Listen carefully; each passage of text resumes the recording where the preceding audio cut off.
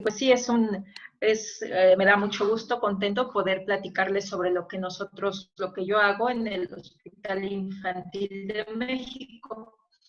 ¿Alguna conoce el Hospital Infantil? Está ubicado aquí en la ciudad y bueno, somos un hospital de referencia, de alta especialidad. Un hospital de referencia es aquel a donde se deriva todo aquello que requiere un poco más de especialización en cuanto al manejo de la medicina se refiere. Y bueno, yo he estado en varias áreas del hospital, en investigación principalmente, y desde el 2018 estoy trabajando en cuidados paliativos pediátricos. Como bien dijiste, bueno, soy pediatra de formación académica, me formé ahí en el mismo hospital infantil y posteriormente hice los estudios correspondientes en bioética y derecho y en cuidados paliativos. Yo les voy a platicar un poco de lo que estamos haciendo en el hospital sin profundizar tanto. Entiendo que varios estudian el área de comunicación y algunos van a entrar a la maestría de tanatología, un tanto de cuidados paliativos y bueno, en lo que podamos apoyarlos en el hospital. Esta plática va muy enfocada al área de cuidados paliativos pediátricos y cabe decir que ciertamente pues ahora somos mejores clínicos, sabemos más, somos más sabios, tenemos más tecnología para curar y para diagnosticar, pero no para cuidar. Cuidados paliativos en su título mismo conlleva el hecho de ser más humano. El cuidado es diferente a la curación o al tratamiento. Una madre puede cuidar, una mujer puede cuidar a un enfermo. Un médico no necesariamente tiene que cuidar. Cuidar es el aspecto humano de la medicina. Entonces, ¿qué se entiende por cuidados paliativos pediátricos? No es una especialización médica tal cual, es un área de soporte para otras especialidades, un soporte durante la enfermedad, tanto para la familia del paciente como el paciente mismo. Promueven la calidad de vida del paciente y pueden comenzar en cualquier momento de la enfermedad. Nosotros propugnamos porque inicie desde el diagnóstico de la enfermedad, cuando se tiene la certeza de que hay un diagnóstico que pone en riesgo la vida o que pone en riesgo la salud, debe de ingresarse a cuidados paliativos cuando se considere pertinente. Ahora, la atención que se da es holística, desde atendiendo el diagnóstico a lo largo de toda la enfermedad, de la vida, de la muerte y aún después de la muerte.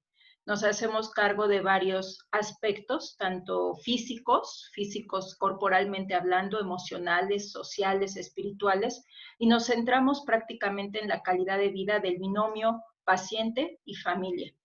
En nuestro caso, bueno, voy a hablar del niño, sus hermanos y sus padres, sus familiares, e incluimos también la atención en la muerte y en el duelo. Los cuidados paliativos no terminan una vez que el paciente fallece, continuamos aún después de que ese evento ocurra. Nuestro centro de interés es la calidad de vida del paciente. Más adelante les voy a comentar cómo es que la medimos y lo conseguimos a través de varias maneras. La principal para tener una buena calidad de vida es tener confort, no tener dolor, no tener síntomas que te arruinen tu existencia diariamente. Un paciente que tiene náuseas, que tiene vómitos, que tiene cefalea o dolor de cabeza, que tiene calambres, que tiene espasmos musculares, no puede disfrutar el tiempo que está viviendo. Entonces, la piedra angular de los cuidados paliativos sí es el control de síntomas y el síntoma más importante a manejar es el dolor. Conjuntamente con eso, nos enfocamos en el apoyo espiritual y el apoyo económico que se le da al paciente. ¿Por qué hago énfasis en estos dos siguientes? El apoyo económico. Supongamos que puedo controlar el dolor. Para controlarlo requiero probablemente de opioides. Comprar un opioide es caro. El país no los surte, o por lo menos nuestro sistema de salud todavía no tiene la capacidad de proveerlos adecuadamente al paciente. ¿Qué hace el paciente cuando cuenta con 500 pesos para un mes, para el gasto de alimentación, de casa, de vestido y medicamentos? No va a tener para la compra de estos medicamentos que van a permitir el adecuado control de síntomas, con lo cual el apoyo económico se vuelve una piedra angular importante también en el manejo del paciente. nosotros vemos también ese aspecto. Es trabajo del médico de cuidados paliativos asegurarse de que el paciente va a tener buena calidad de vida porque va a poder controlar sus síntomas, va a reducir los síntomas, pero va a tener el soporte económico y social para conseguirlo. Una vez que se consigue mejoría en la calidad de vida, el paciente va a demostrar, va a tener una reducción en el sufrimiento, va a haber alivio del paciente, pero también de las familias, y va a evitar el desgaste financiero de la familia y de los servicios de salud. Más adelante les voy a comentar cómo es que hemos medido esto en el tiempo que llevamos trabajando. Por ponerles algunos datos de interés, la Asociación Europea de Cuidados Paliativos estima que aproximadamente 10 a 16 niños entre 0 y 19 años por cada 10,000 habitantes van a requerir de cuidados paliativos. Esto supone que en una población aproximadamente de 250,000 personas, habrá unos 5,000 niños en un año que requieren cuidados paliativos, con la probabilidad de que 8 de ellos mueran por enfermedades que requerían de cuidados paliativos, 60, 80 padecerán una enfermedad limitante para la vida y 30, 40 de ellos probablemente necesitaban cuidados paliativos especializados. Ahora, los conceptos de curar y paliar mucho tiempo se han venido manejando como antagónicos, ¿no? Si vas a curar, no puedes estar paliando, y si estás paliando, ya no estás curando. O bien conceptos metacrónicos, primero hay que curar y si no se pudo curar, entonces procedemos a paliar, lo cual no debería de ser así. Es el concepto que ha prevalecido y que es erróneo a lo largo de todo este tiempo. Los cuidados paliativos coexisten con tratamientos curativos y van de la mano, como se los voy a enseñar más adelante. Un paciente que está en cuidados paliativos no tiene por qué creerse que está fuera del tratamiento curativo. Por el contrario, el paciente que está en cuidados paliativos debe de continuar con tratamientos curativos novedosos que le den la oportunidad de la posibilidad de llegar a la curación. Vamos a hacer un paréntesis y les voy a aclarar qué es una enfermedad que es amenazante para la vida y una enfermedad que es limitante para la vida. Una enfermedad amenazante, como se los expongo aquí, es aquella que provoca la existencia del riesgo de muerte. El clásico ejemplo es el paciente con cáncer. Tiene un tratamiento que es curativo y a lo largo de la enfermedad las posibilidades de curación o de falta de éxito pueden ir apareciendo y puede fallar este tratamiento. Esta enfermedad amenaza a la vida, pero tenemos que tener el antecedente de que es una enfermedad para la cual existe la posibilidad de un tratamiento exitoso. Un tratamiento exitoso es aquel que logra revertir la enfermedad. Un niño que ya está en remisión ya no tiene por qué estar en un programa de cuidados paliativos, aunque siga en vigilancia o con sus consultas médicas, superó la enfermedad. La diferencia con una enfermedad limitante para la vida es que esta enfermedad de ninguna manera tiene posibilidad o esperanza de cura desde el diagnóstico. Son estas enfermedades aquellas que deben de ingresar en programas de cuidados paliativos desde el diagnóstico, desde el momento en el que se tiene certeza de la enfermedad y que no hay posibilidad de cura, debe de ingresarse en el programa de cuidados paliativos. Se dice que una falta de esperanza razonable de cura es cuando la posibilidad sea menor al 50%. Hay otros autores que dicen que tiene que ser por debajo del 15% de posibilidades de curación. Variará entre los autores. Ahora, una muerte prematura se considera aquella que ocurre antes de los 30 años de edad. Muchos de nuestros pacientes pediátricos van a alcanzar esa edad y probablemente rebasarla, pero no por ello no estuvieron en programas de cuidados paliativos. Yo puedo recibir un niño con una distrofia muscular que se empezó a manifestar sobre los 3 años de edad y deja de ser paciente pediátrico y pasa a ser paciente de los adultólogos y su momento de fallecimiento viene siendo después de los 30 años, pero estuvo en cuidados paliativos pediátricos. Si él fallece antes de los 30 años, por ejemplo, las osteogénesis imperfectas severas, normalmente tienen menos supervivencia, menos de 30 años, son muertes prematuras. Respecto a los principios de los cuidados paliativos pediátricos, miren, lo más importante es aclarar y enfatizar que su tarea es proporcionar alivio del dolor y de gran parte de los síntomas que puedan irse presentando a lo largo de la enfermedad. Nuestra tarea a veces se puede llegar a confundir con la práctica de la eutanasia y no tiene nada que ver con ello. Eutanasia tiene el propósito y la intención de acelerar la muerte. En los cuidados paliativos lo que hacemos es afirmar la vida y la muerte como parte del proceso normal de la vida misma, como parte del proceso salud-enfermedad y hacia donde todos invariablemente nos vamos a dirigir. De ninguna manera se pretende acelerar ni retrasar la muerte. En situaciones muy especiales utilizamos la sedación paliativa con la finalidad única, el objetivo único de remitir los síntomas, de controlar los síntomas. Si sobreviene la muerte como un efecto secundario al tratamiento de los síntomas, no fue la intención provocar la muerte. De ninguna manera puede confundirse con aspectos de la eutanasia.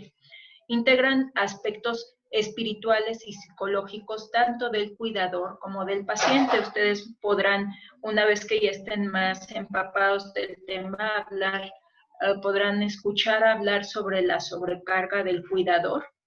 A la par del paciente, muchas veces el cuidador se nos deteriora, tanto emocional como físicamente, empiezan a sufrir enfermedades severas, crónicas, que pueden llevarles también a la muerte, como lo son diabetes o hipertensión, fibromialgias desencadenadas por situaciones de estrés muy hondas que están viviendo. Lo hemos visto mucho en los pacientes pediátricos porque los padres verdaderamente creemos que son los más indicados y los mejores para hacer el buen cuidado de sus niños. Sin embargo, esto los lleva al desgaste y a presentar un estado extenuante de fatiga secundario al cuidado del menor. Y es trabajo del médico de cuidados paliativos ayudar a que el cuidador no llegue a esos excesos. Tenemos distintas escalas para medir este desgaste. La más conocida en adultos es la escala Sarit, pero esta escala, bueno, también se puede aplicar en niños. Nuestros equipos además ofrecen un sistema de soporte para ayudar a los pacientes tan activamente como sea posible desde que los conocemos hasta el momento de su muerte y después de esta, porque al final quien se queda pues es la familia y esa familia tiene que reintegrarse a la sociedad y volver a ser partícipe de esta a lo largo del tiempo. Entonces, nuestra tarea no termina cuando el paciente se despide o descansa, sino todavía continuamos viendo a la familia, como más adelante se los voy a presentar. Ya nos aproximamos a los equipos de atención, a los especialistas, y vamos respondiendo de la mano de los especialistas y subespecialistas todas las necesidades que pueden ir presentando los pacientes y sus familias, incluyendo el soporte en el momento del duelo, como se los comentaba. Siempre en el hospital yo me presento como un departamento interconsultante. De ninguna manera somos médicos tratantes del paciente. Cada paciente tiene su médico tratante, su especialista. Si yo recibo un paciente de cardiología, de neurología, de oncología, de gastroenterología, de cualquier subespecialidad, yo soy un apoyo para ese departamento tratante. Y debe de ser así porque de esta manera se evita que el paciente se sienta abandonado por su médico tratante, que es lo que en muchas ocasiones puede llegar a influenciar de manera negativa el tratamiento del paciente. Al principio sí ocurría en el hospital que el médico, por poner un ejemplo, el neurólogo decía, bueno, este paciente va a ser de cuidados paliativos y se desentendía del manejo del paciente. Yo como médico paliatólogo, que no me gusta mucho ese concepto, yo soy pediatra y hago cuidados paliativos, No soy de ninguna manera neuróloga para poder tratar un paciente que es de una especialidad tan específica como es la neurología. Yo puedo apoyar al neurólogo y entre los dos debemos de tratar al paciente, pero el médico tratante nunca debe de abandonar a su paciente. Los cuidados paliativos, como les dije desde un inicio, pretenden mejorar la calidad de vida y van y deben de influenciar positivamente en el curso de la enfermedad. Esto lo hemos visto a través de la medición con escalas que evalúan la calidad de vida tanto en el paciente como en su familiar. Estas escalas son conocidas. Tengo, por ejemplo, EMSAS o PET-School, PETS Quality of Life, que están validadas en México y en todas hemos visto un incremento porcentual aproximado de 10 a 30% puntos porcentuales en relación a cuando conocemos al paciente y en su seguimiento a lo largo de 3, 6 meses y un año. Con lo cual, esta es una de las tareas fundamentales de un equipo de cuidados paliativos, influenciar positivamente en el curso de la enfermedad para mejorar la calidad de vida. Los equipos de cuidados paliativos deben de administrar sus tratamientos en conjunto con aquellos tratamientos que prolongan la vida y perpetúan o buscan como objetivo la curación. Como les mencioné previamente, de ninguna manera son antagónicos o están contraponiéndose. Les voy a poner este caso. Él es un niño me gusta presentárselos porque es muy anecdótica su historia. Nuestra tarea es mejorar la calidad de vida independientemente del pronóstico. Él es Mateo, por así llamarlo. Este paciente fue prematuro, fue de 26 semanas de gestación y tuvo una enterocolitis necrosante. ¿Esto qué quiere decir? Bueno, pues que el intestino sufrió bastante, se necrosó. Necrosar en medicina quiere decir como podrir, como echarse a perder un tejido que pierde vitalidad, es un tejido que está necrosado. Entonces, se le tuvo que resecar todo su intestino, quedándole únicamente en promedio unos 5 centímetros de intestino. Como ven, cuando lo conocimos, pues tenía colocado un catéter central, un acceso venoso central, y él dependía absolutamente de nutrición parenteral total, es decir, que toda su alimentación es a través de vía endovenosa. Nunca había probado nada por la boca porque no tiene intestino que permita la absorción de nutrientes.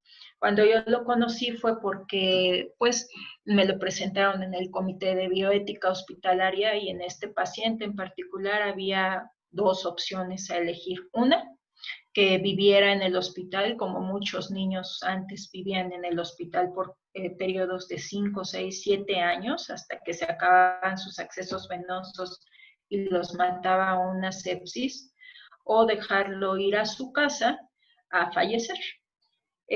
Durante ese comité, bueno, yo planteé la posibilidad de seguir con su nutrición parenteral, pero que en lugar de que fuera en el hospital, como estaba planeado, como siempre lo habíamos hecho, pudiese irse a su domicilio.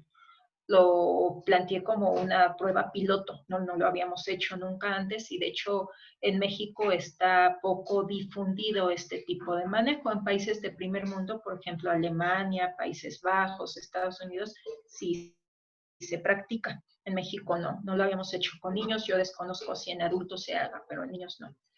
Entonces, lo que hicimos fue pues lo mismo que hacemos en el hospital, ¿por qué no llevarlo al domicilio?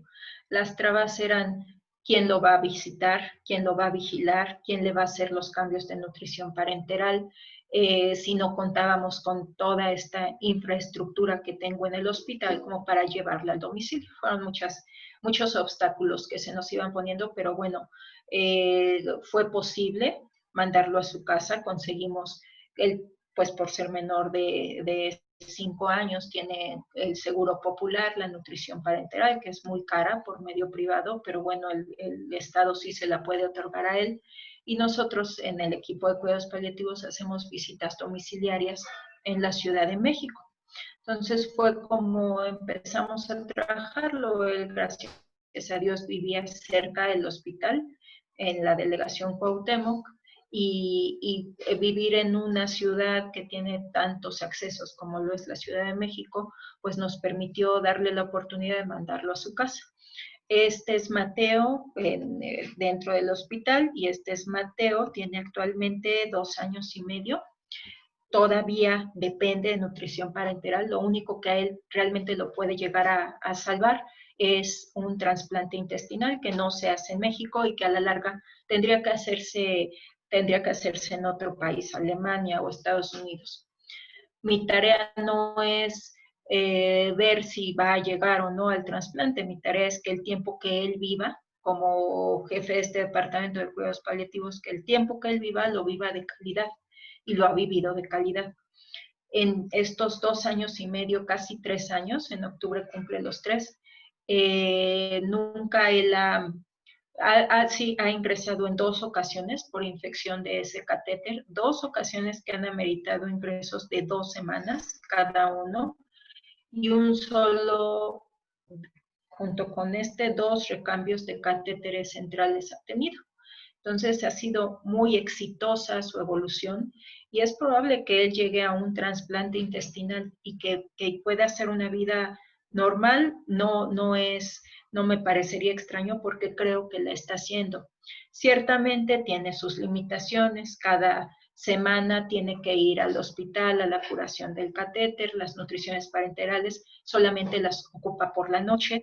Él ya empieza el intestino en 2 años y medio, ya le creció, actualmente mide 30 centímetros. No es muy funcional ese intestino, pero algo absorbe, empieza ya a tener probaditas por la boca y demás. Su desarrollo neurológico es absolutamente normal, va unas horas a una guardería.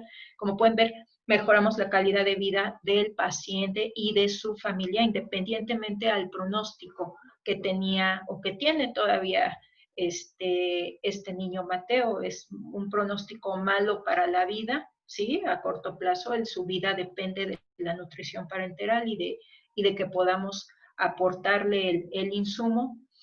Depende también de un buen estado general, de tener accesos venosos para poder colocar catéteres centrales, y del cuidado de su familia, ¿no? Nuestro trabajo es apoyarlo en todo lo que se pueda para que él pueda vivir de la mejor manera.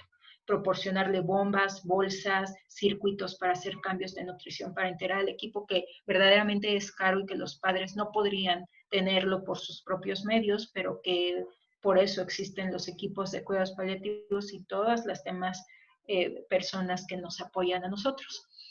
Entonces, esa es nuestra principal meta, ¿no? Mejorar la calidad de vida independientemente del pronóstico, bueno o malo. Yo me enfoco en la calidad de vida del paciente y de su familia. Ahora, les voy a hablar un poco sobre las categorías de enfermedades que pueden haber, tanto amenazantes como limitantes para la vida. En pediatría tenemos estas 4 categorías. Observen cada una de ellas. La categoría 1 es la más conocida, la que uno piensa en cuidados paliativos y piensas en este tipo de pacientes. Son aquellas enfermedades que amenazan la vida. Existe posibilidad de curación, pero esta curación puede no ser exitosa, puede fallar. Los cuidados paliativos se vuelven necesarios cuando observa el médico tratante que el tratamiento curativo está de alguna manera fallando. Entonces, se puede conseguir la remisión o bien la curación, y no hay más necesidad de cuidados paliativos. El ejemplo clásico aquí, por ejemplo, es el cáncer. Un paciente con leucemia tiene alto riesgo de fallecer por el diagnóstico que tiene, que es cáncer, pero existe la posibilidad de curación. ¿Debería de ingresarse en un programa de cuidados paliativos cuando todavía no está avanzada la enfermedad? La respuesta es sí, debería de ingresarse. ¿Por qué no se hace así en México? Porque no tenemos la infraestructura necesaria para entonces atender a todos estos pacientes. Se hace, pero de otro modo, no directamente a través del Departamento de Cuidados Paliativos. En otros países primermundistas sí se ingresan en cuidados paliativos desde el diagnóstico, aunque sigan con su tratamiento curativo. No me canso de enfatizar que cuidados paliativos no está peleado con tratamientos curativos. Eso se debe de continuar hasta agotar las posibilidades de curación. La categoría 2 son aquellos pacientes en los que la muerte prematura es inevitable y hay largos periodos de vida que están de manera asintomática y pueden hacer una vida totalmente normal, actividades totalmente normales. Por ejemplo, un paciente con VIH-Sida puede ir a la escuela, no sé, ir de viaje, vacaciones en la playa, tener novia, amigos, etcétera, ¿no? Sin embargo, la enfermedad está presente y finalmente va a acabar con la vida, porque es una situación en la que la muerte es inevitable. Muchas veces cuando son contagiados inútero los pacientes, bueno, rebasar los 30 años sin ningún problema, pues por lo menos en nuestro país se vuelve una situación difícil, compleja. Los hay. Hay pacientes que con muy buenos cuidados rebasan esta edad. No son la gran mayoría, pero sí se dan estos pacientes, ¿no? Entonces tienen largos periodos de vida sin ningún motivo para ingresar al hospital. La enfermedad siempre está presente. El paciente hace una vida totalmente normal dentro de lo posible y nosotros les damos apoyo muchas veces más de carácter emocional y el apoyo económico en cuanto a la compra de medicamentos o equipo médico que puedan requerir. La categoría 3 son aquellos niños que tienen también enfermedades incurables, pero que además estas enfermedades son progresivas, no hay opciones de tratamiento, son incurables a la fecha y además van progresando día con día. Ejemplo de esto, niños con adrenoleucodistrofias o distrofias musculares. Un niño que nace totalmente sano, no tiene antecedentes conocidos por los padres en la familia de que haya habido este tipo de enfermedades y que sobre los 5 o 6 años empiezan con algún déficit neurológico, caídas frecuentes, problemas para hablar, disminución en la capacidad auditiva o visual, y es cuando los padres pues buscan ayuda y se les dan este tipo de diagnósticos, ¿no? Una adrenoleucodistrofia, por ejemplo, puede durar añísimos quiero decir 10, 15 años, a veces menos, va a depender mucho de qué tanto se pueda complicar o qué otras comorbilidades lleguen a esta enfermedad. Y va a ir progresando la enfermedad, el padre ve cómo el niño se va deteriorando en todos los aspectos a lo largo del tiempo hasta acabar en la muerte. El trabajo del equipo de cuidados paliativos es proporcionar apoyo emocional, psicológico, el apoyo en cuanto a insumos médicos e infraestructura para el manejo del paciente en casa. Un niño con distrofia muscular a la larga va a requerir ventilación mecánica. Si no se puede conseguir un ventilador mecánico, tiene que pasar los últimos años de su vida probablemente en un hospital. Nuestra meta es ver la manera de conseguir ese equipo para que pueda vivir ese tiempo en buenas condiciones, con mucha calidad en su domicilio. Y por último, aquellos pacientes que están en la categoría 4. Estos son enfermedades incurables que no son progresivas, pero que frecuentemente se complican y estas complicaciones incrementan la posibilidad de muerte. Voy a ponerles un ejemplo. Un paciente que tiene un accidente automovilístico y que tiene una fractura de columna y a raíz de eso presenta queda tetrapléjico con una tetraplegia, ¿sí? Dependiente de ventilador. Es un paciente que previamente era sano, que tuvo una situación accidental que le condicionó incapacidad severa para el desarrollo de cualquier tipo de actividad y que lo hace dependiente al 100% de un tercero, incluso para la respiración, haciéndose dependiente de un ventilador. Entonces, van a sobrevenir úlceras, neumonías, contracturas, espasmos musculares, desgastes y demás que van a provocar una muerte prematura. Otro ejemplo, el niño que nace y que presenta una asfixia en el momento del nacimiento y que posteriormente secuela neurológica, va a tener una parálisis cerebral infantil. Sin problema puede llegar a los 18, 21 años, 25 años, pero va a llegar con graves comorbilidades, como va a ser la desnutrición, las neumonías repetitivas, las infecciones a nivel de piel, gastroenteritis, alimentado con gastrostomías, ventilado con una traqueostomía, etcétera. Esto va a acelerar la muerte, las complicaciones, no per se la enfermedad, sino las complicaciones derivadas de la enfermedad. Estas son las 4 categorías que tenemos de pacientes que vemos en cuidados paliativos. Como ven, pues no son solamente los oncológicos. De hecho, los pacientes oncológicos son el menor porcentaje de los pacientes que vemos en nuestro departamento en el hospital infantil. Ahora, en esta tabla lo que les quiero enseñar es la relación que existe entre aquellos tratamientos curativos y los cuidados paliativos a lo largo del periodo salud-enfermedad o en esta transición. El cambio, la transición es gradual, a veces es abrupta, no para todos los pacientes es igual. Cada uno va a tener una transición de tratamiento curativo a uno de tratamiento paliativo de manera muy diferente. Es inherente a cada tipo de enfermedad y a cada tipo de paciente.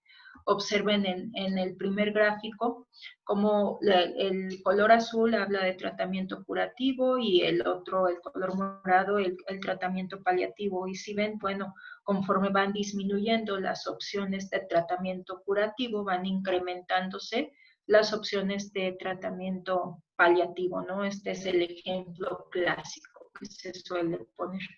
Este sería un paciente que si bien tiene largos periodos de la enfermedad de forma sintomática, presenta crisis de las cuales se recupera y vuelve a recibir tratamiento curativo asociado al de tratamiento paliativo. Al final, ¿cuál prevalece? Pues conforme se acerque a la muerte va a ser el tratamiento paliativo. Este tercer ejemplo es aquel en el que no hubo nunca ni hay todavía posibilidad de curación. Entonces, lo que se ofrece es desde el principio tratamiento paliativo. Ejemplo, una adrenoleucodistrofia que está fuera de posibilidad de hacer trasplante de médula como posibilidad curativa. Y el último ejemplo puede ser el paciente que les comenté del accidente automovilístico, ¿no? Hay tratamiento curativo, ya hubo una lesión medular severa, una sección medular, entonces abruptamente se empieza a dar nada más el tratamiento paliativo, ¿no? Es inherente a cada patología, conforme lo vamos a ir dando al paciente, pero siempre de la mano, y les recuerdo, no están contraindicados uno del otro, el curativo con el paliativo. Miren, estas imágenes son de algunas de las cosas que hacemos con los pacientes. Yo estoy convencida al 100% de que un paciente siempre va a mejorar en su domicilio. No tiene nada que hacer en el hospital más que la resolución de sus síntomas y una vez que está en condiciones debe de ser enviado al domicilio. Un equipo de cuidados paliativos que no hace visitas domiciliarias y que no hace seguimiento telefónico o telemedicina no está haciendo bien el trabajo. Los cuidados paliativos no son algo que deba de administrarse en el hospital, esos son cuidados hospitalarios y los cuidados paliativos pueden y deben darse de buena manera y con mucha calidad en el domicilio del paciente.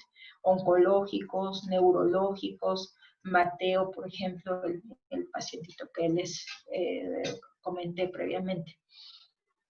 Ahora, algunas particularidades de los cuidados paliativos pediátricos que nos hacen diferente en relación a los cuidados en adultos, ¿no? ¿Por qué son tan diferentes? Uno piensa en cuidados paliativos y por culpa de los cuidados paliativos de adultos es que uno hace referencia a que es un desahuciado, moribundo, agónico, ¿no? No es así la historia en los cuidados pediátricos. Por supuesto que hay ciertas particularidades que nos hacen muy diferentes. La primera de ellas es que el número de niños que fallecen es mucho menor al de los adultos. Las patologías que estos niños padecen son muy raras en comparación con las de los adultos, extremadamente raras. A veces ni siquiera llegan a la adultez temprana ellos y se hacen son diagnósticos muy específicos de la infancia. Otra cosa muy importante es la escala de tiempo en el niño enfermo. En el adulto, es más por norma oficial, se habla de cuidados paliativos o enfermo terminal los últimos 6 meses de vida del paciente. Estos meses se pueden prolongar a años en el caso de los niños. Nuestra escala de tiempo puede ir de días hasta años y salir de un programa de cuidados paliativos pediátricos para ingresar en uno de adultos, como lo hacemos en nuestro hospital, que los referimos al Hospital General, al GEA González, al Instituto de Neuro o de Nutrición. Muchas de las enfermedades son familiares. Una misma familia puede tener 2 pacientes con atrofia muscular espinal, o 2 con adrenoleucodistrofia, o 2 con fibrosis quística. No sería raro encontrar a más de un miembro enfermo dentro de la misma familia. El cuidado, si queremos que sea adecuado para el menor, debe de involucrar a la familia. El niño, sano o enfermo, depende en absoluto de sus padres, y si los padres están afectados, si los padres no están en buenas condiciones, se van a ver afectados los pacientes, ¿no? El cuidado que se les va a otorgar va a ser muy deficiente, carente en muchos aspectos. En la infancia tenemos que ir viendo cómo es la percepción, el apercibimiento de cada uno de los pacientes conforme van desarrollándose madurativamente hablando.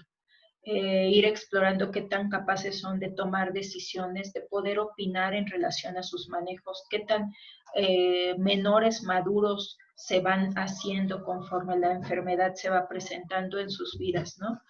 La infancia es un continuo proceso de desarrollo, principalmente no solo físico, sino principalmente neurológico, en el cual el carácter del niño va cambiando, y es difícil a veces explicarle a un pequeño, un niño de 5 o 6 años, sobre que tiene una enfermedad que al final le va a provocar la muerte, ¿no?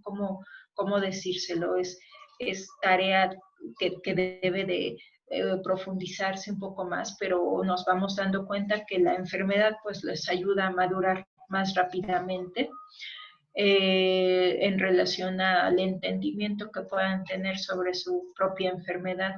La otra parte es cómo hablar con los padres para que ellos puedan transmitir esta información a los menores, tratar con adolescentes o jóvenes cuando ellos dicen es que esto no es justo para mí porque yo estoy enferma y no mi abuela, ¿no? Que ya tiene 80 años o 90, porque yo ya me tengo que despedir cuando yo no he hecho nada, he sido un buen niño, iba a la escuela, a la secundaria, etcétera, y ahora estoy enfrentándome a esto.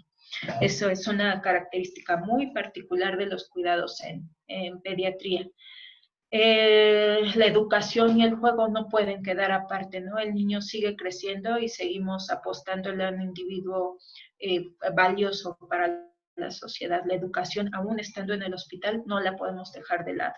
La escuela es parte importante del desarrollo de un niño, y para que se desarrolle con calidad y con gusto, pues debe de asistir a tener educación, ya sea en la escuela, educación en línea, como sea, lo tenemos que integrar dentro de los cuidados paliativos. Ahora, ¿cuáles son los objetivos? Ya les mencioné desde el principio que el primero, el principal, es mejorar la calidad de vida del paciente y de la familia que lo rodea, ¿no? La atención debe ser individualizada y continuada. Un mismo manejo ni en ninguna manera se puede establecer para todos los que tengan la misma patología. Cada paciente, aunque compartan las patologías, cada uno de ellos tiene un plan integral e individual que relacione sus aspectos físicos, emocionales, sociales, espirituales, económicos, ¿no? Ciertamente sí, los síntomas físicos son los más demandantes, pero el enfoque para el paciente debe ser en su entorno, debe de ver todas las vertientes y todas las aristas que puedan afectar al niño, al binomio familia-niño como una unidad.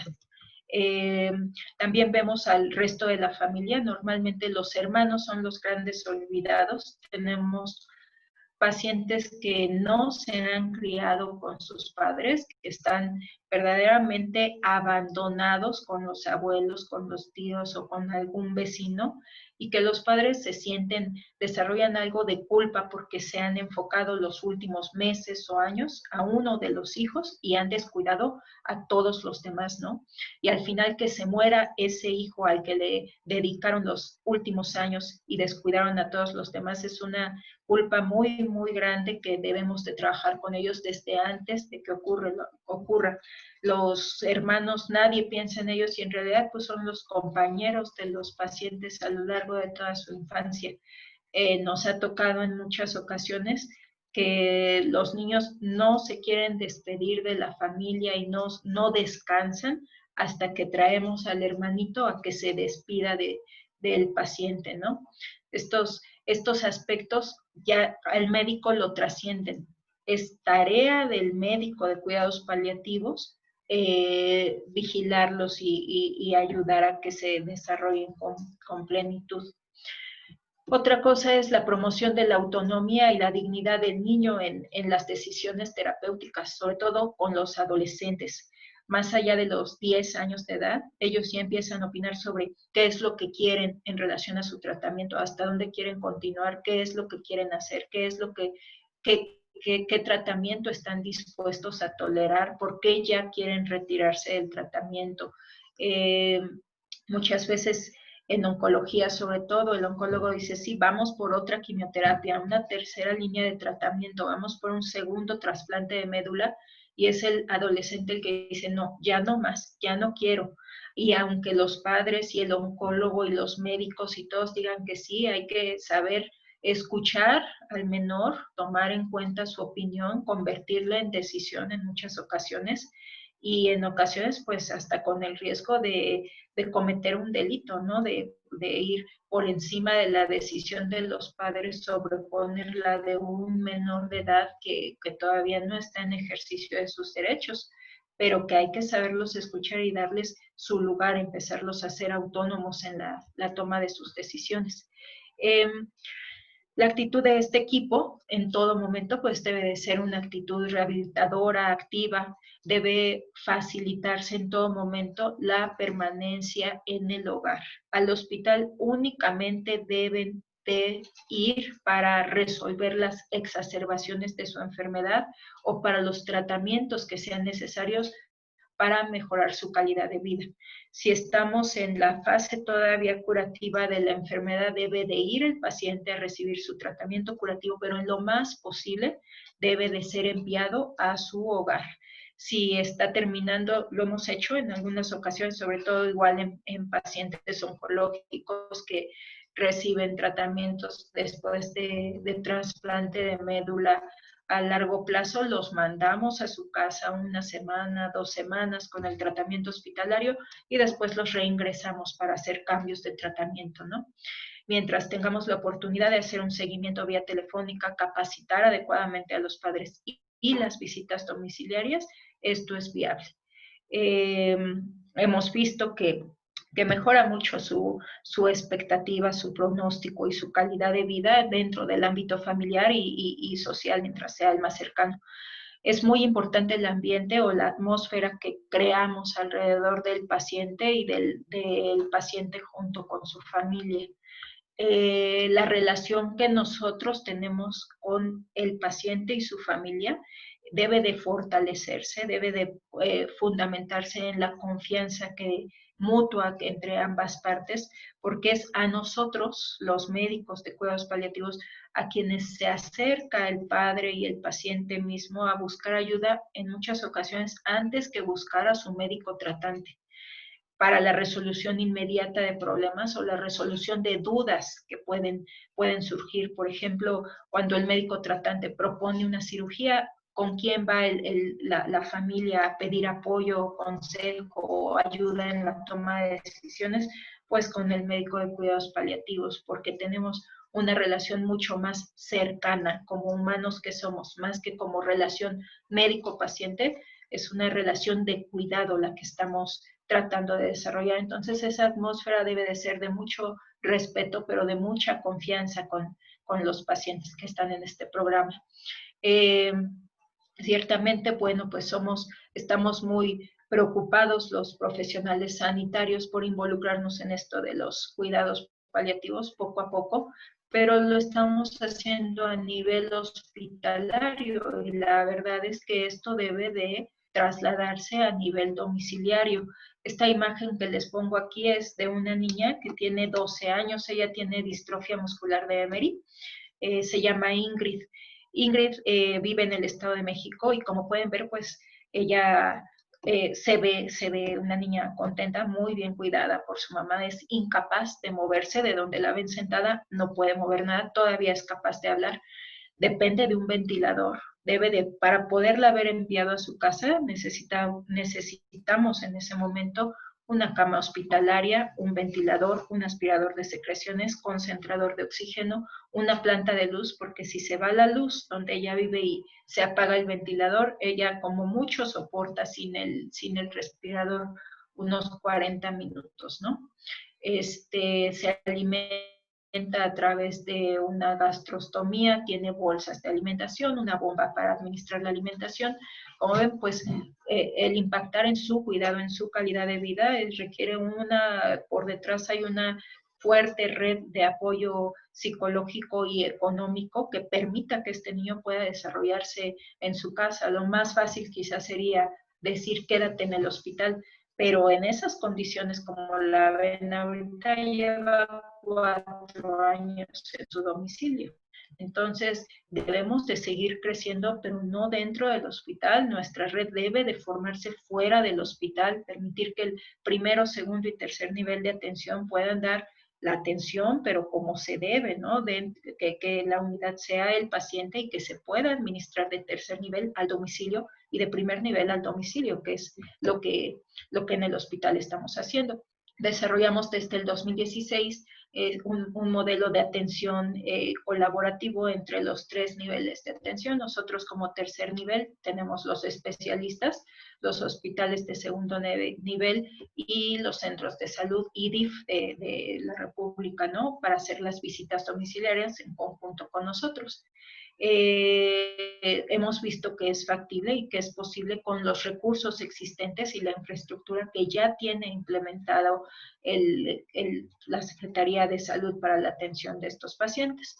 En 2017, ante la necesidad de dar la atención domiciliaria, pues nos unimos al equipo de Médico en tu Casa, que es un programa que existe en la Ciudad de México y en algunos estados de la República, que se enfocan en hacer atención médica domiciliaria a pacientes que lo requieran, ¿no? Principalmente adultos mayores confinados en el domicilio o este tipo de pacientes pediátricos que están imposibilitados para movilizarse de su casa. Entonces, en compañía de este programa del Médico en tu Casa es que hemos cubierto toda la Ciudad de México, las 16 alcaldías, y ahorita estamos trabajando en el Estado de México. Estamos viendo que sí es posible y que si comprobamos que hay mejoría en la calidad de vida, pero también en los costos, sin sacrificar el buen estado del paciente, pues sería un programa muy exitoso. De hecho, tenemos un estudio que más adelante les voy a comentar sobre los costos de un programa de cuidados paliativos. Para poder dar atención, bueno, pues requerimos el apoyo de varias fundaciones e instituciones de asistencia privada para comprar equipo y poderlo prestar al domicilio.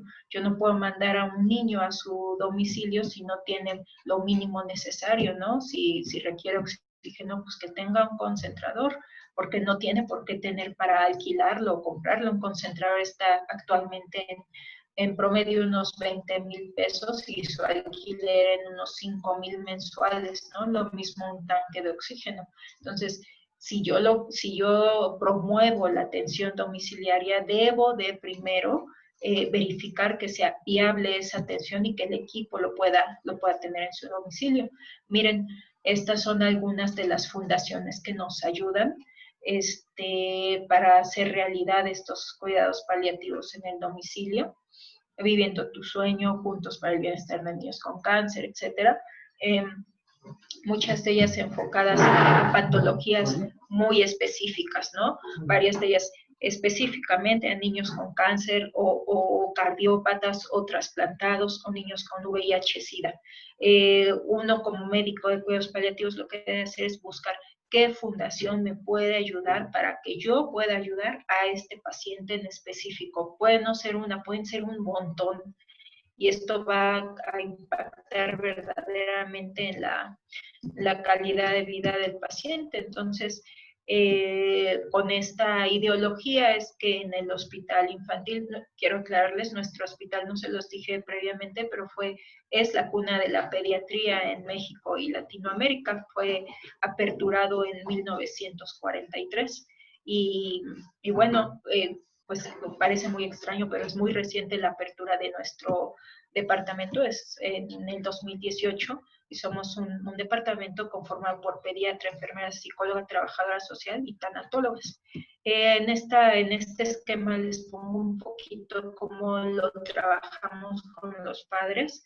El médico tratante, siempre ya sea cardiólogo, gastro, neurólogo, nos presenta al paciente, luego yo procedo a entrevistar a cada uno de los padres, normalmente lo hago en conjunto a los dos, e identifico las necesidades, ya sean emocionales o económicas del paciente, y armo un plan de cuidado, siempre enfocándome en el domicilio, ¿no? Identifico cuál es el síntoma pivote, si es un niño que tiene un síndrome de West, sé que el síntoma pivote son las convulsiones, entonces sé que eso es lo que debo de manejar principalmente. Si es un niño con parálisis cerebral infantil, quizá el síntoma pivote van a ser las escaras por falta de movilización, o bien el dolor asociado a la espasticidad que estos niños tienen. Una vez que hago mi plan de cuidados, programo mis visitas domiciliarias, programo las visitas que va a tener en el hospital, hago un seguimiento, no solamente yo, en compañía de mi equipo, un seguimiento telefónico de manera semanal o quincenal de los 400 pacientes que tengo en seguimiento, a cada uno una llamada semanal o quincenal para ver cómo ha sido su evolución y una intervención psicológica temprana, ¿no? De ahí, si son de la Ciudad de México, me contacto con el personal del programa de Médico en tu Casa para hacer en conjunto ya se va a acabar el tiempo, las visitas domiciliarias, y cuando son de fuera de la Ciudad de México, bueno, con el Hospital General de Zona o el centro de salud correspondiente o el DIF para hacer las visitas a distancia. Tenemos un teléfono de atención 24 horas del día, que normalmente contesto yo o mi enfermera, y a través del call center del equipo de Médico en tu Casa. Miren, estas imágenes son de los talleres que hacemos post-mortem una vez que el paciente ya falleció. De todas formas, reunimos a la familia, a los padres, a los abuelos, a los hermanitos, y esto ayuda mucho a reintegrar a la familia, a la sociedad, y ayudar a otros padres que están viviendo lo mismo que ellos. Les ayudamos sí con los gastos funerarios y todo esto, pero además lo más importante es darles seguimiento después de la muerte del menor. No abandonamos a la familia con ya falleció el niño, nos despedimos, nos dejamos pasar el novenario y después hacemos los talleres y reunimos a los padres, y nos ha dado muy, muy buenos resultados, ¿no? Entonces, ya para terminar, bueno, el paciente pediátrico tiene muchas necesidades de atención que podríamos clasificarlas en de alta especialidad o mínima especialidad. Las de alta especialidad deben de ser atendidas en el tercer nivel de atención, con el enfoque y la mira a enviarlo a su atención domiciliaria, haciéndose de ayuda del segundo y del primer nivel de atención. En todo momento, el médico del tercer nivel debe de estar en contacto con segundo y primer nivel. Yo me debo de comunicar con el médico del hospital más cercano al domicilio, y el médico, lo he hecho hasta con los médicos de farmacia cercanos al domicilio del paciente. ¿Con qué finalidad? Que el paciente pueda estar en su domicilio y en todo momento tenga la atención requerida para tener una buena calidad de vida. Me asisto mucho, me apoyo mucho en fundaciones y otras instituciones de asistencia privada y en el apoyo que puede dar la comunidad al desarrollo de este tipo de programas. Veo que se ha terminado el tiempo y creo que podemos dar un espacio, unos 10 minutos, para las dudas que puedan tener en relación a los cuidados paliativos. Sí, perfecto, doctora. Muchísimas gracias por toda la información.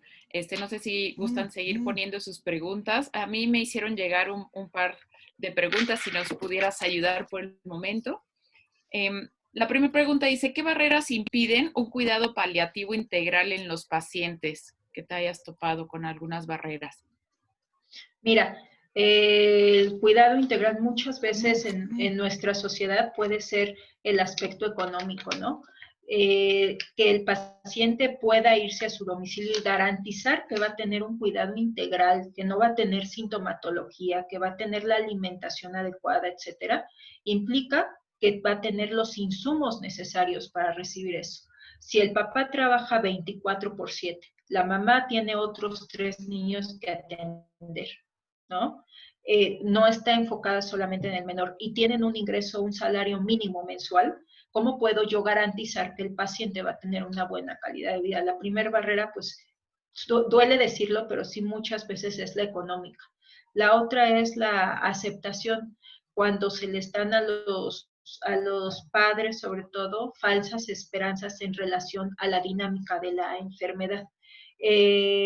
Me he topado en varias ocasiones que los envían una interconsulta, cuidados paliativos, yo hablo con los padres y ellos insisten en que deben de seguir todo tipo de tratamiento y buscan alternativas en un hospital, en otro hospital, etcétera, porque no, por parte del médico tratante, no hemos sido honestos y claros en la información que se les da. Muchas veces, pues sí es doloroso decirle, ¿sabes qué? Esta es la última línea de tratamiento que tengo para ofertarte y lo que viene después, pues probablemente es la muerte, pero debemos de ser muy claros en ello, porque si no desgastamos más a la familia, y no nada más me refiero al desgaste económico, sino al desgaste emocional, ¿no? Estar todo el tiempo con esta idea de va a salir adelante, el médico me está dando esperanzas, cuando en realidad no es así. Es una barrera importante el no hablar con claridad con los Sí, padres. sí, perfecto. Muchas gracias, doctora. La siguiente pregunta es, ¿qué áreas de oportunidad tiene esta disciplina de cuidados paliativos en México respecto al resto del mundo? Mira, hay dos muy claras, ¿no? Una, geográfica, extender este tipo de atención, no, como les decía, está muy concentrada en el ámbito hospitalario, debe de salir del ámbito hospitalario, no es algo que deba de hacerse en el hospital, ¿no? Sí debe de hacerse, bueno, pero no solamente en el hospital, extenderlo al resto de la República. Un 80% de los pacientes que vemos en el hospital infantil son de entre el Estado de México, que se llevará 60 de ese 80%, Tlaxcala, Guerrero, Oaxaca y Tlaxcala, Guerrero, Oaxaca y Puebla, ¿no? Y no tienen un programa de médico en tu casa, no hay redes colaborativas para la atención en el domicilio. Ese es un área de oportunidad, hacer esta red extensiva al resto de la República. Y la otra área es el uso de opioides, que está muy satanizado todavía. Si vienen adultos, decirles, plantearles, voy a iniciar morfina o fentanilo con tu paciente, no, se va a volver adicto, ¿no? Yo lo uso mucho con mis pacientes pediátricos, mucho, casi no sé, un 70% de ellos los tengo con un opioide fuerte.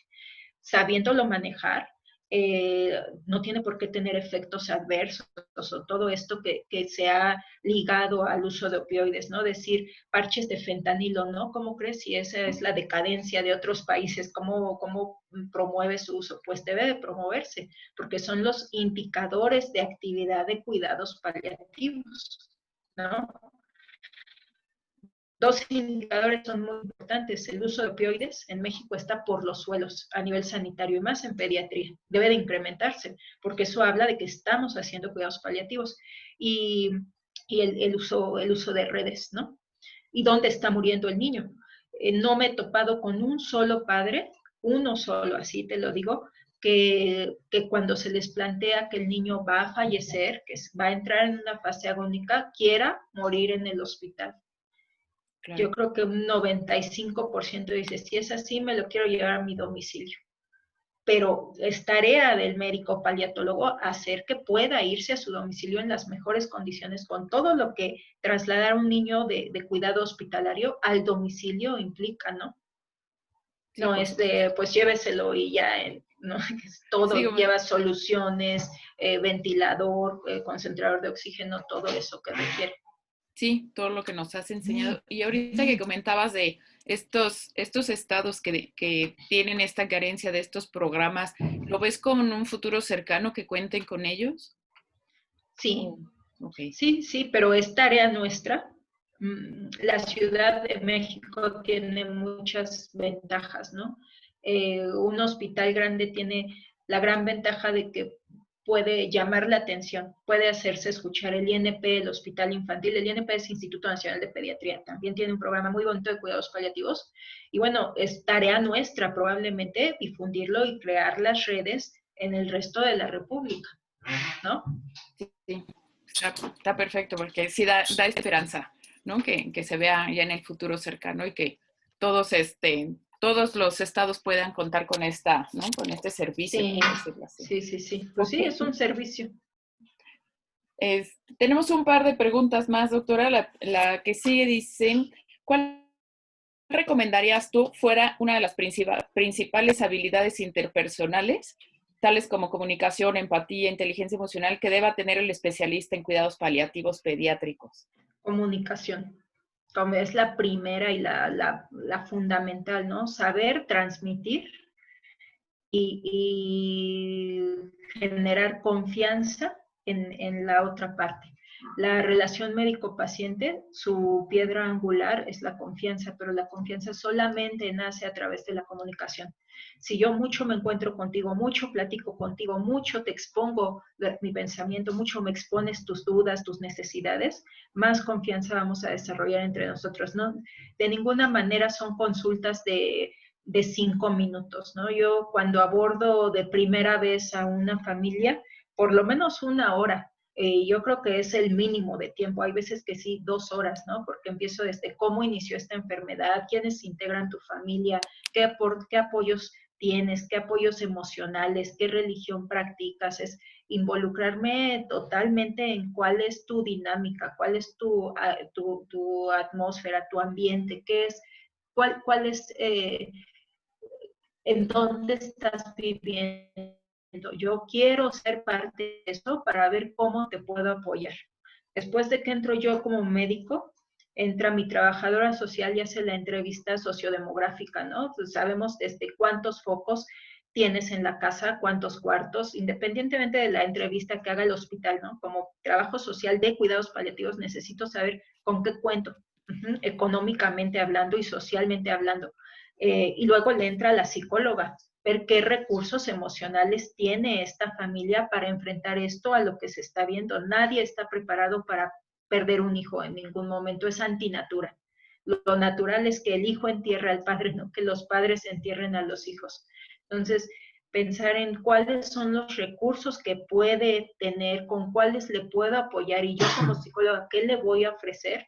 Es imprescindible. La comunicación, si a mí me preguntaras qué habilidad debe de tener el personal de cuidados paliativos, que es tu pregunta, la comunicación es la primera de ellas. De esa nacen todas las demás. Si no hay comunicación, no es un buen servicio de cuidados paliativos. Sí, completamente de acuerdo. De hecho, pues de ahí se desprende la escucha activa, ¿no? Ahorita que decías de escuchar lo que te contestan, ¿no? Respecto a toda su vida general. Y es parte de la formación, ¿no? Del especialista en cuidados paliativos.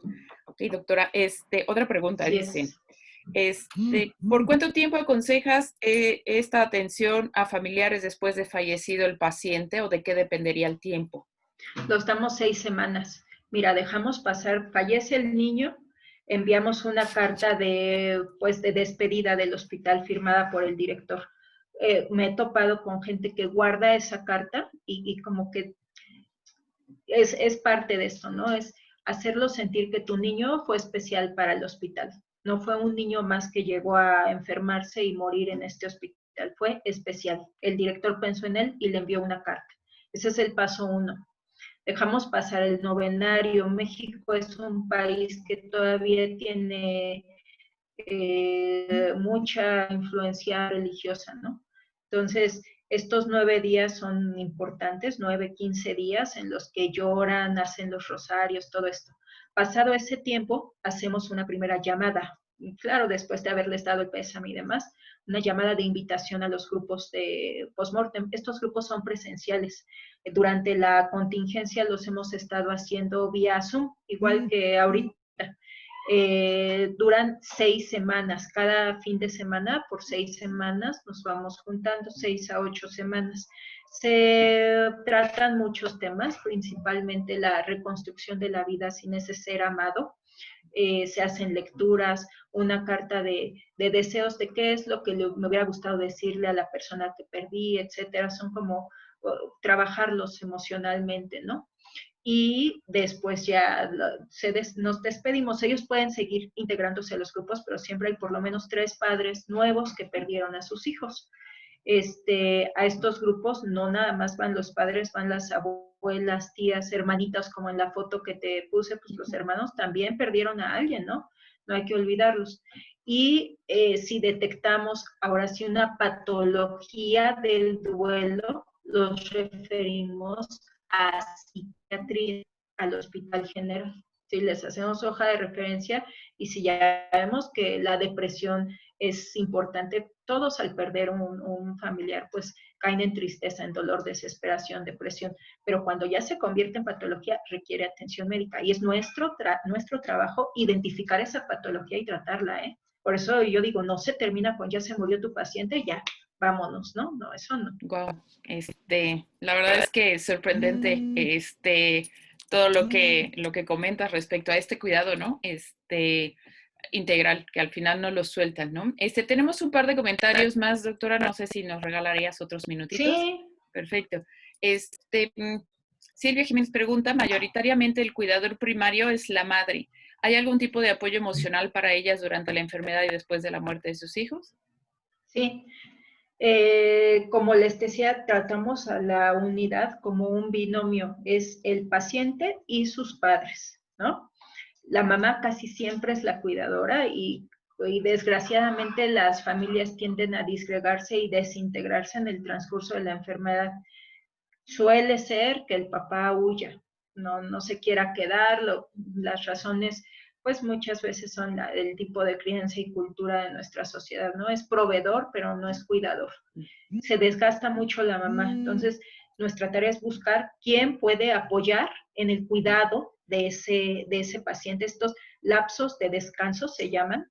En Estados Unidos, por ejemplo, hay hospice, donde puede estar el paciente que está recibiendo este tipo de manejo y el cuidador descansa un momento, ¿no? En México no tenemos esa ventaja, es siempre el cuidador al 100% está ahí. Involucramos a algún apoyo de la familia o de amistades cercanas para que descanse un poco la mamá. Y el apoyo psicológico desde que los conocemos, desde nuestra primera entrevista le entra y tienen sus sesiones vía telefónica, por Zoom, Skype o presenciales. Y la mamá la vemos que está quebrando, que está